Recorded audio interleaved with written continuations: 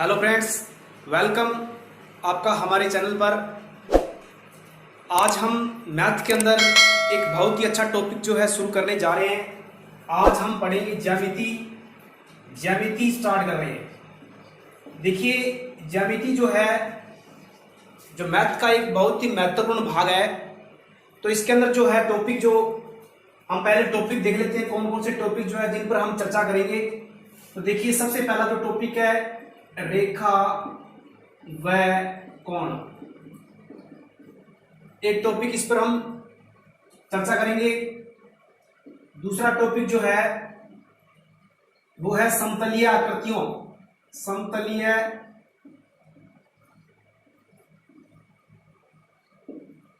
आकृतियों का क्षेत्रफल व आयतन। और तीसरा जो टॉपिक है वो टॉपिक है त्रिभुज। त्रिभुज पे पढ़ेंगे हम।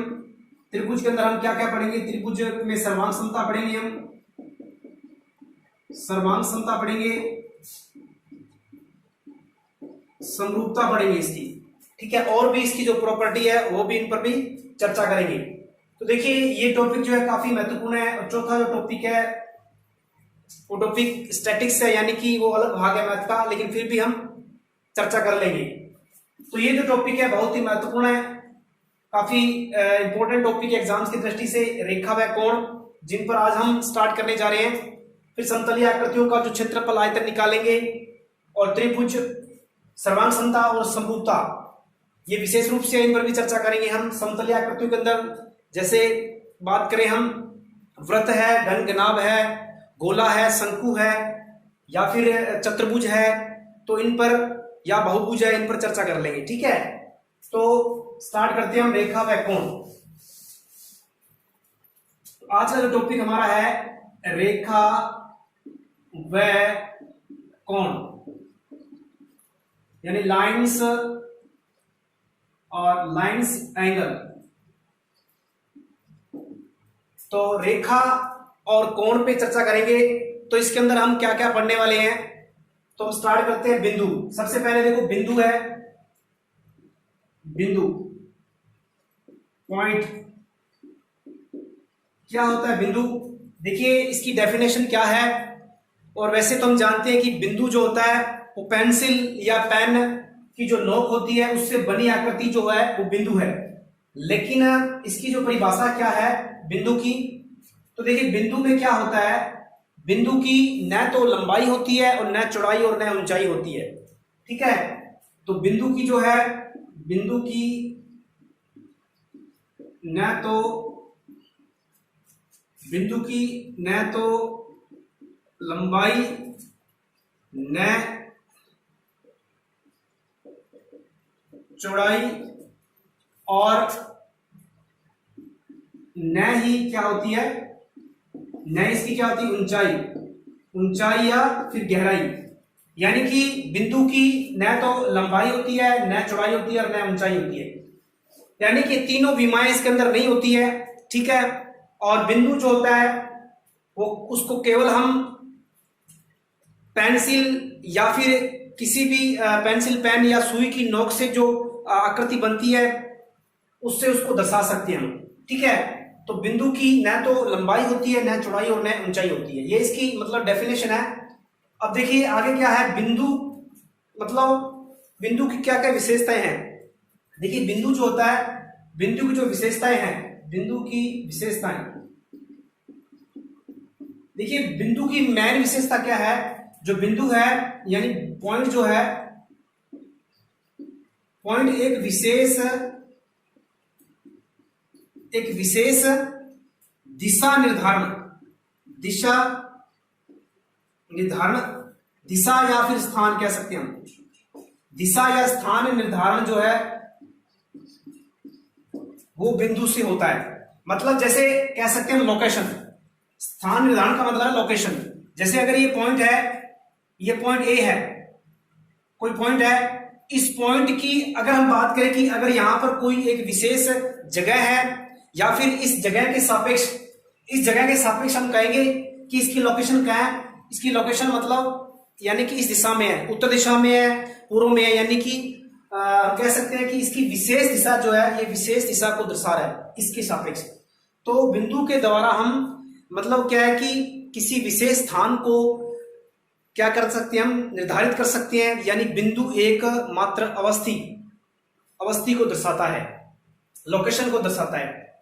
दूसरी जो इसकी बात क्या है, बिंदु जो है, बिंदु को हम क्या कर सकते हैं, बिंदु को ना तो हम क्या कर सकते हैं, नाप सकते हैं। बिंदु की लंबाई भी नहीं होती है, बिंदु की चौड़ाई नहीं होती है, बिंदु की ऊंचाई भी नहीं होती है, यानी बिंदु को हम नाप नहीं सकते। ठीक है, और क्या इसकी विशेषता हो सकती है, देखिए बिंदु जो है, बिंदु को हम क्या है किस प्रकार से किसी अक्षर के द्वारा बिंदु को हम क्या कर सकते हैं, किसी अक्षर, किसी वर्णमाला के अक्षर जैसे ए बी, मतलब इनके द्वारा इनको दर्शा सकते हैं। ठीक है, तो ये हुई पॉइंट की बात। ठीक है, अब हम बात करते हैं, क्योंकि हमारी ज्यामिति जो स्टार्टिंग होती है वो पॉइंट से होती है, बिंदु से होती है। आपने पढ़ा बिंदु क्या होता है, बिंदु जो है, बिंदु की ना लंबाई होती है, ना चौड़ाई होती है और ना ऊंचाई होती है। बिंदु को हम नाप नहीं सकते, और बिंदु की जो है, बिंदु केवल एक विशेष स्थान को दर्शाता है। ठीक है, अब बात करते हैं आगे रेखाखंड की। अगला जो हमारा 2 नंबर है वो रेखाखंड है। अब देखिए रेखाखंड क्या होता है, अगर हम बात करें 2 पॉइंट्स की, अगर हम 2 बिंदु ले लेते हैं, जैसे एक बिंदु ए ले लिया, दूसरा बिंदु यहां पर बी ले लिया, अगर हम ए और बी को मिला दें, ए और बी को मिला दें और ये जो शेप बनेगी, ये आकृति बनेगी, ये कहलाएगी रेखाखंड। मतलब 2 बिंदुओं को मिलाने वाली जो आकृति होती है वो क्या कहलाती है, इसकी परिभाषा क्या होगी, 2 बिंदुओं को मिलाने वाली आकृति जो क्या कहलाएगी, 2 बिंदुओं को मिलाने वाली रेखा आकृति जो है वो कहलाएगी रेखाखंड। अब देखिए अगर बात करें कि रेखाखंड में बिंदु कितने होते हैं, रेखाखंड में कितने बिंदु होते हैं, अनंत बिंदु होते हैं, क्योंकि रेखाखंड के अंदर बहुत सारे इस प्रकार से बिंदु होते हैं। ठीक है, यानी अनंत बिंदुओं से मिलकर के एक रेखाखंड बनता है। तो ये हुई रेखाखंड की परिभाषा। अब देखिए इसमें क्या होता है कि रेखाखंड में क्या होता है, इसकी विशेषता है, मतलब क्या है कि रेखाखंड को हम क्या कर सकते हैं, इसको हम माप सकते हैं, इसकी लंबाई जो है, लंबाई को माप सकते हैं, इसकी लंबाई को हम माप सकते हैं, लेकिन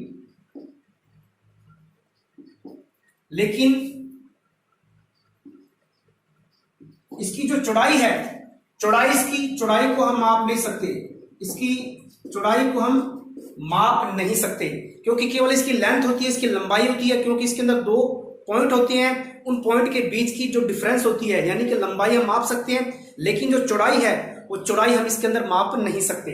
ठीक है, ये तो रेखाखंड की बात। आगे हम चलते हैं अगली आकृति पे।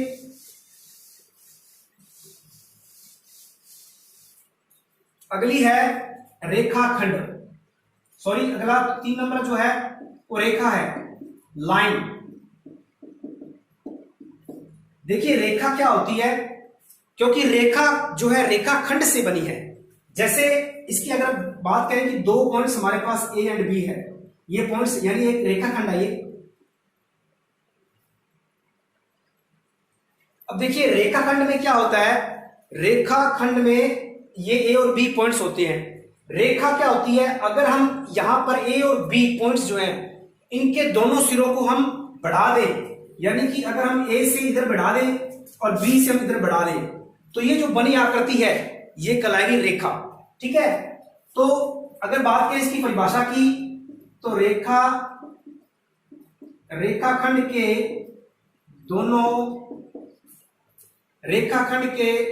दोनों सिरों को जो हम क्या करें, अनंत तक बढ़ाने पर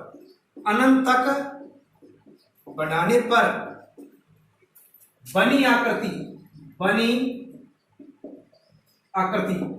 देखिए ये एक रेखाखंड है ए और बी, इसके अगर हम दोनों सिरे अनंत, एक इस तरह बढ़ा दें और एक इस तरह बढ़ा दें, तो ये जो आकृति बन रही है ये कहलाएगी रेखा, लाइंस। ठीक है, अब देखिए इसकी लंबाई अगर बात करें तो रेखा की लंबाई को हम नहीं माप सकते। इसकी मेन विशेषता है कि इसकी जो लंबाई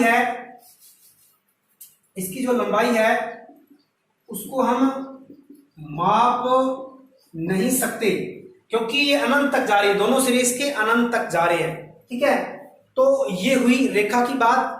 अब हम आगे बढ़ते हैं किरण। अब हम बात करते हैं किरण पर। तो किरण क्या होती है, आगे 4 नंबर जो है किरण।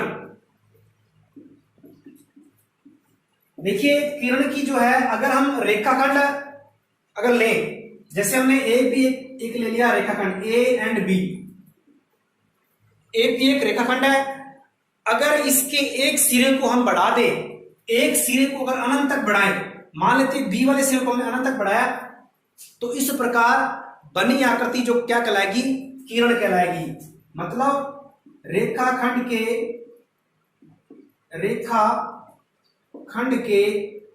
एक सिरे को अगर हम कहां तक बढ़ाएं, अनंत तक बढ़ाएं, अनंत तक बढ़ाने पर जो आकृति बनती है, जो शेप बनती है, देखिए ए बी एक रेखाखंड है, इसके हमने एक सिरे को अनंत तक बढ़ाया, बी सिरे को हमने बढ़ा दिया, तो ये कहलाएगी किरण। ठीक है, तो उम्मीद है कि आपको ये जो हमने पढ़ रहे हैं आपको समझ में आ रहा है। ठीक है, तो अब हम बढ़ेंगे आगे।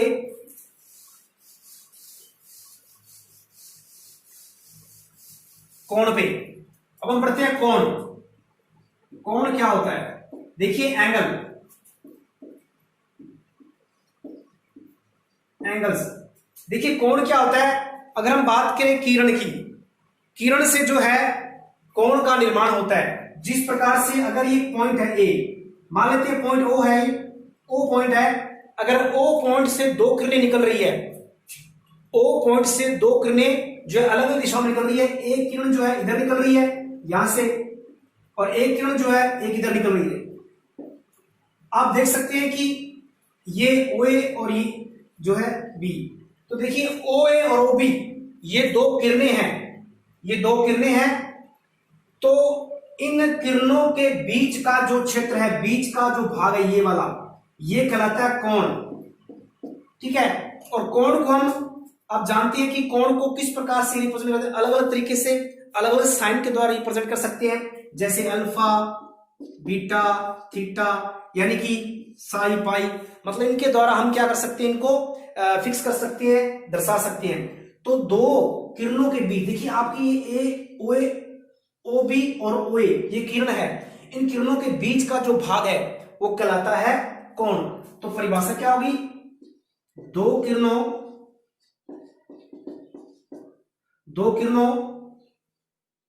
के बीच का भाग, 2 किरणों के बीच का जो भाग है वो कोण कहलाता है। ठीक है, हमें परिभाषाएं याद नहीं रखनी है, हमें केवल इनका कॉन्सेप्ट देखना है। हम बेसिक जो पढ़ रहे हैं थोड़ा थोड़ा, यानी आपको इनके बारे में बेसिक नॉलेज होना चाहिए, ताकि आगे अगर हम पढ़ेंगे आगे कोणों के बारे में, ठीक है, तो हमें कोई दिक्कत ना हो। ठीक है, तो ये हुआ कोण की परिभाषा। ठीक है, अब देखिए बात करते हैं जो कोण है वो कोण कितने टाइप्स के होते हैं। देखिए कोणों पे हम कोणों के प्रकार पढ़ेंगे। अगर बात करें एक बिंदु पर, अगर बात करें कि एक बिंदु पर जो अगर ये किरण है, मान लेते हैं कि ये किरण ओ है, अगर ये किरण हम जानते हैं कि रोटेट करती है, कोण बढ़ता है, यहां से कोण चल रहा है, आगे जा रहा है, वापस घूमकर अगर यहां आएगा, ठीक है, पूरा एक चक्कर लगाएगा एक बिंदु के सापेक्ष, एक बिंदु के चारों तरफ जो कोण टोटल बनता है वो बनता है 360 डिग्री। ये हमें याद रखना है, क्योंकि हम जानते हैं कि कोण को किस में मापते हैं, साधारणतः हम कोण को जो है वो कोण को हम डिग्री में मापते हैं, डिग्री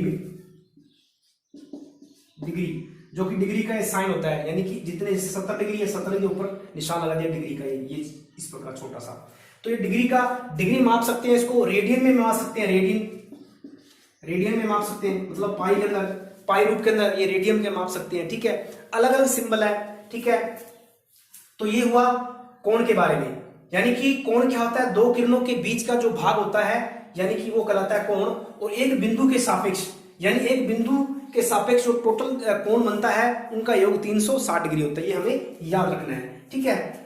अब देखिए आगे बढ़ते हैं कोणों के प्रकार। तो कोण कितने प्रकार के हो सकते हैं, तो कोण हम जो है काफी हैं। तो कोणों के प्रकार, कोणों के प्रकार देखिए, सबसे पहले जो कोण है वो है न्यून कोण। न्यून कोण, ठीक है। तो इसको बोलते हैं एक्यूट एंगल, एक्यूट एंगल।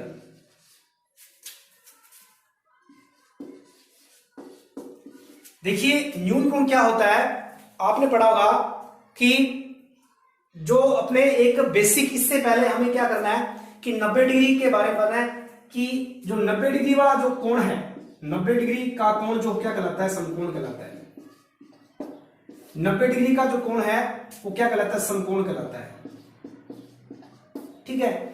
अब बात करते हैं न्यून कोण की। न्यून कोण का मतलब ये है कि ऐसा कोण जिसका मान 0 और 90 के बीच में हो, ठीक है। जिसका मान क्या हो, मान लेते हैं कि वो हमारा कोण थीटा है, मान लेते हैं थीटा है। तो देखिए थीटा का जो मान है वो 0 डिग्री और 90 डिग्री के बीच में हो, मतलब 0 से बड़ा हो और 90 से छोटा हो, ठीक है। ये कहलाता है न्यून कोण। जैसे अगर बात करें 0 स्टार्ट में 1 डिग्री, 2 डिग्री और 89 डिग्री तक जो है वो जितने भी बीच में कोण आएंगे वो सारे कोण न्यून कोण कहलाएंगे, ठीक है। तो न्यून कोण की परिभाषा आपकी होगी कि 90 से कम के कोण को हम क्या कहते हैं, न्यून कोण कहते हैं। इसकी जो डायग्राम है, परिभाषा देखो आप, ये डायग्राम है, आप देख सकते हैं ये कोण जैसे 30 डिग्री का हो गया, ये एक न्यून कोण है, ठीक है। तो और 90 वाला कोण जो है उसको समकोण कहते हैं, आप देख सकते हैं। अगर इस प्रकार से हम 90 वाला कोण बनाएंगे, ये दो किरणें हैं तो ये इस प्रकार सिंबल 90 का होगा, ठीक है। तो ये 90 का कोण हुआ, यानी 90 डिग्री के कोण को हम क्या कह सकते हैं, समकोण कहते हैं। और 90 से कम जो है उसको क्या कहते हैं, हम उसको न्यून कोण कहते हैं। यानी थीटा अगर 90 डिग्री है, थीटा 90 डिग्री है तो समकोण कहलाएगा। अगर थीटा 90 से छोटा और 0 से बड़ा है तो वो न्यून कोण कहलाएगा, ठीक है। आगे हम बात करते हैं अधिक कोण की।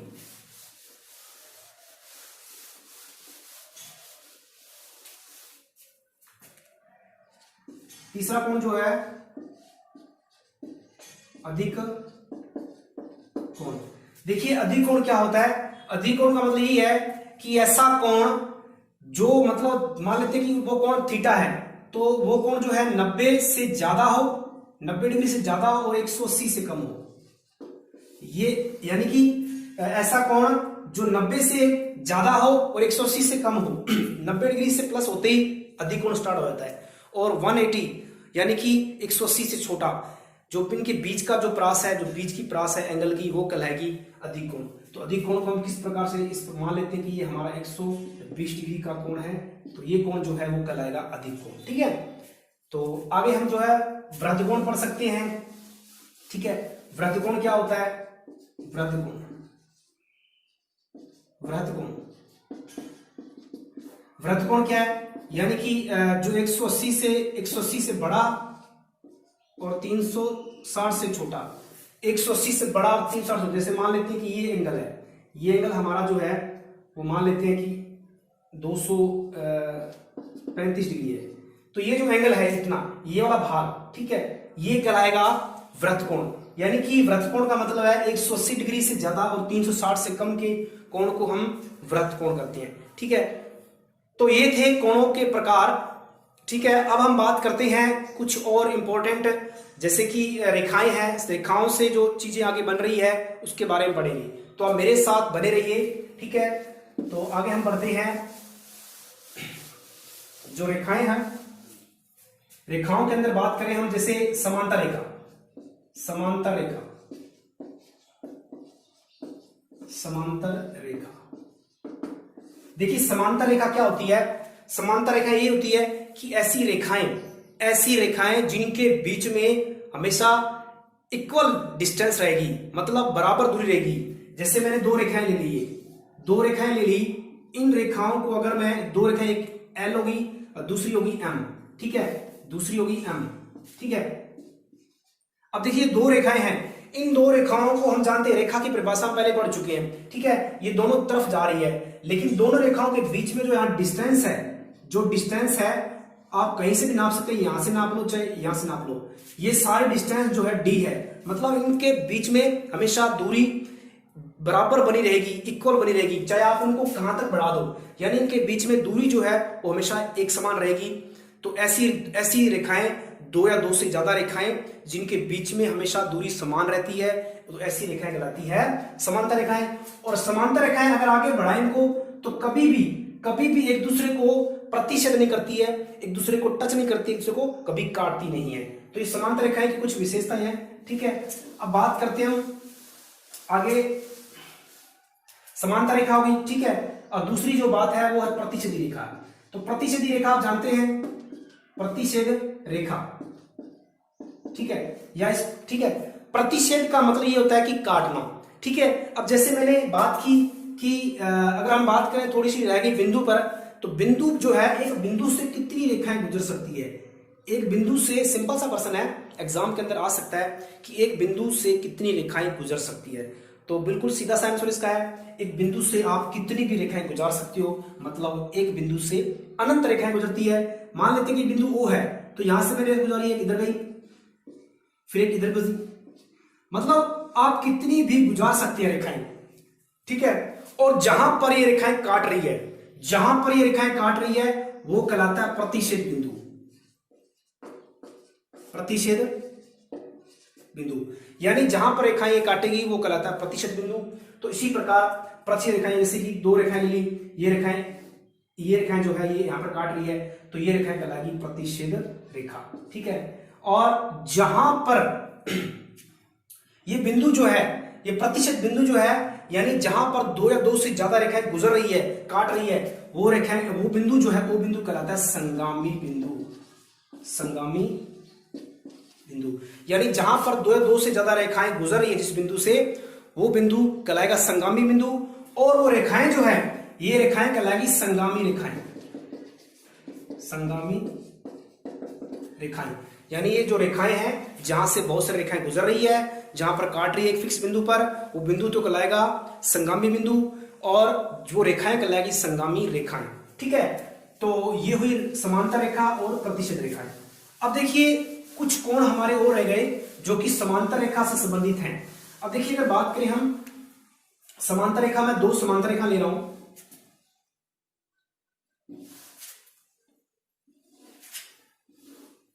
ये दो समांतर रेखाएं हैं, ठीक है, और इसका नाम L है, इसका नाम। अब देखिए एक रेखा और रहेगी तिर्यक रेखा, तिर्यक रेखा। ये तिर्यक रेखा क्या होती है, देखिए ये मतलब क्या है कि जैसे दो समांतर रेखा हैं, उन समांतर रेखाओं से जो गुजरने वाली रेखा होती है, इस प्रकार से गुजर रही है टेढ़ी रेखा, आड़ी रेखा जो गुजर रही है वो कहलाती है तिर्यक रेखा। तो ये जो रेखा है ये है तिर्यक रेखा, तिर्यक रेखा, ठीक है। अब देखिए इन रेखाओं से कुछ कोण बन रहे हैं, बहुत ही इंपॉर्टेंट है। अब देखिए यहां पर हम बात करते हैं एकांतर कोण की और संगत कोण की। तो पहले देखिए संगत कोण क्या होता है, संगत कोण, कॉरस्पॉन्डिंग एंगल, कॉरस्पॉन्डिंग एंगल यानी संगत कोण क्या होते हैं। अब जैसे संगत कोण में ये रेखा जा रही है, देखो यहां पर कोण बन रहे हैं, हम बात कर लेते हैं, ये वाला कोण जो है ये 1 है, ये वाला 2 है, ये वाला कोण 3 मान लेती हैं, ये 4 हो गया, और ये वाला 5, ये 6, ये 7 और ये वाला 8, ये कोण 8 कोण बन रहे हैं, 4 ऊपर 4 नीचे। तो देखिए यहां पर अगर बात करें हम कि ये वाले जो कोण है, अब संगत कोण क्या होते हैं, संगत कोण का मतलब ये होता है कि अगर कोई दो समांतर रेखाएं हैं या दो से ज्यादा रेखाएं हैं, उनको एक रेखा यानी तिर्यक रेखा काटे, यानी एक रेखा गुजरे, तो उसमें कोण कौन कौन से बनते हैं, उसमें संगत कोण बनते हैं। तो कैसे होंगे कि एक ही दिशा में बनने वाले कोण, एक ही दिशा में बनने वाले कोण संगत कोण कहलाते हैं। जैसे या फिर कह सकते हैं कि एल से में जो आकृति जो कोण होंगे वो संगत कोण होंगे। आप देख सकते हैं एल कहां बन रहा है। देखिए अगर बात करें यहां पर इस कोण की, देखो ये एक एल ये बन रहा है, तो इसके सापेक्ष देखो अब नीचे एल ये बन रहा है, ठीक है, ठीक है, ये एल ऊपर की तरफ है, अगर इस तरफ देखें तो एक एल ये बन गया और एक एल इसका ये बन गया। मतलब आप देख सकते हैं कि कोण 4 जो है वो कोण 5 जो है ये संगत कोण है। कोण 5 और कोण 4 संगत है, और संगत कोण हमेशा बराबर होते हैं। तो देखिए आप कोण 4 बराबर, ये कोण 4 और ये कोण एक दिशा में, एक ही दिशा में, यानी 4 ऊपर है तो ये 5 भी ऊपर है, तो 4 बराबर 5। दूसरा देखिए यहां पर देखिए ये एल बन रहा है, ये एल है और ये भी एल है, यानी 3 बराबर 6, तो 3 बराबर 6 ये संगत कोण है, और संगत कोण हमेशा बराबर होती है। दूसरा देखिए उल्टा देखिए 1 बराबर 8, यानी 1 बराबर 8, ठीक है। और दूसरा देखिए आप 2 बराबर 7, यानी कि ये एल बन रहा है, देखो एल ये बन रहा है, एल ये बन रहा है, तो 2 बराबर 8, यानी चेयर टाइप। आप देख सकते हैं चेयर इस प्रकार से चेयर होती है, ये एल होती है, तो एल आकृति में जो एंगल बनते हैं, जो कोण बनते हैं वो संगत कोण कहलाएंगे। अब बात करते हैं हम कि और कोण कौन से हो सकते हैं। ये तो हुए संगत कोण, ठीक है। अब बात करते हैं हम इनके एकांतर कोण की। तो एकांतर कोण जो है, एकांतर कोण जो है, हम इसको साफ कर देते हैं इस तरफ, ये एल होगी और ये एम होगी। तो एकांतर कोण क्या होता है, यानी कि दो समांतर रेखाएं जिनको एक रेखा काट रही है, तो इस रेखा के यानी कि विपरीत दिशा में, जैसे कि बने, आप देख सकते हैं एक आकृति ले रहा हूं मैं जड़, एक जड़ आकृति ले रहा हूं। इस जड़ आकृति में जो एंगल यहां पर, ये वाला एंगल और ये एंगल जो होते हैं, दो एंगल बन रहे हैं, ये एंगल और ये एंगल हमेशा बराबर होंगे, और ये एंगल आपस में कहलाएंगे एकांतर कोण, ठीक है। तो आप देख सकते हैं इसमें जड़ कहां का बन रहा है। पहले की जड़ हम लेते हैं, यहां से ये जड़ बन गया ऐसे, इस जड़ में 1 और 6, यानी कोण 1 बराबर 6, और एकांतर कोण हमेशा बराबर होते हैं। दूसरा देखिए उल्टा जड़ भी हो सकता है, उल्टा जड़ भी हो सकता है। तो आप देख सकते हैं 2, देखो ये उल्टा जड़ है, ये उल्टा जड़ है, तो 2 बराबर 5, 2 बराबर 5। अब देखिए ये तो हुआ जड़ वाले। अब एक इसमें बाह्य एकांतर कोण होते हैं, ये आंतरिक होते हैं, ये आंतरिक एकांतर कोण होते हैं, एक होते हैं बाह्य, बाह्य एकांतर कोण, बाह्य एकांतर कोण।